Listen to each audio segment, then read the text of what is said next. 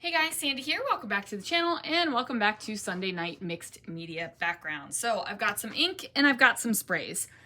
I have amassed quite a collection of sprays and I want to figure out some fun things to do with them that's more than splattering on a page or spraying through a stencil, which is something I do love to do. But I'm looking to see if there's some other fun technique I can come up with. So I've got my sprays, my ink, got a little bit of this texture paste left. I got my new spreader that I picked up from Harbor Freight. So let's see what I can do. Okay guys, I don't know how new and exciting this is, but I love the results and I think that's what matters. So I'm taking two different ink pads. They are very close in color, from Close to My Heart. They are water-based, which is one of the reasons why I do like my Close to My Heart ink pads so much, is because they are reactive. So first I used Sweet Leaf, which was the lighter color, and then I used Avocado, which was the darker color. And honestly, I kind of like the way this looks just as it is.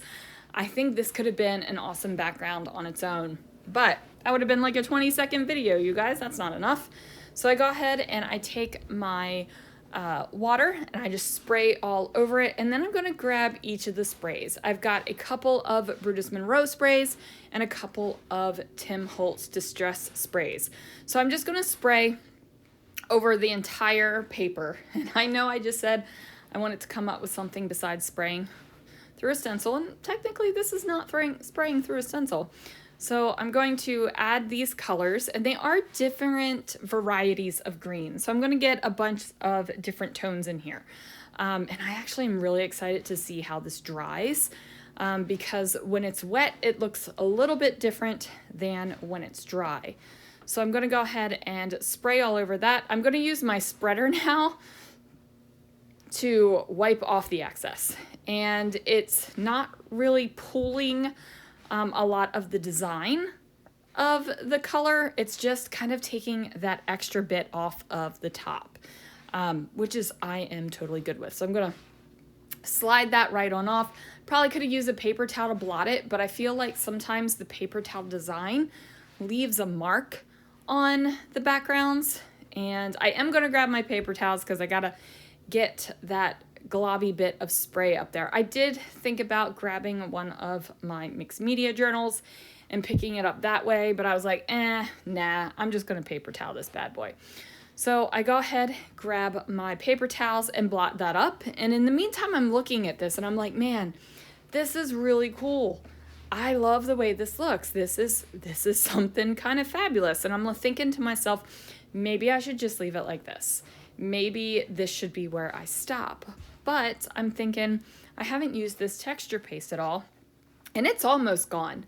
I feel like I will get one more layout out of what is left in this, what is left in here. And I have had this a hot minute, you guys, right? Like, how long has it been since Heidi Swap has done texture pastes?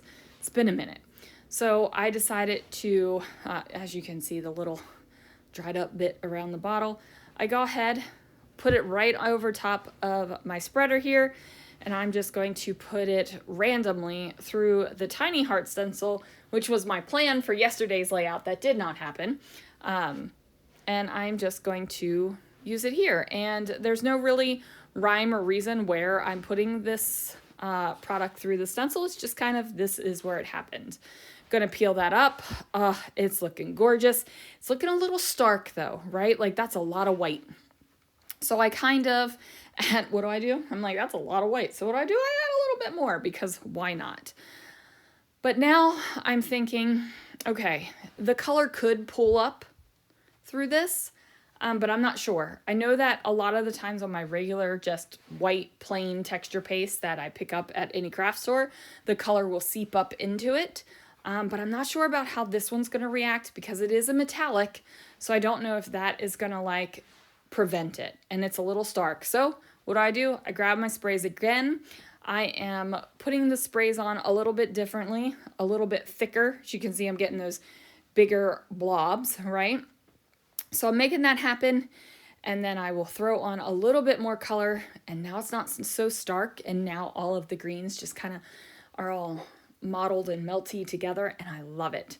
So that's going to do it for this layout, you guys. Thank you so much for watching, and I will see you guys again real soon for another video.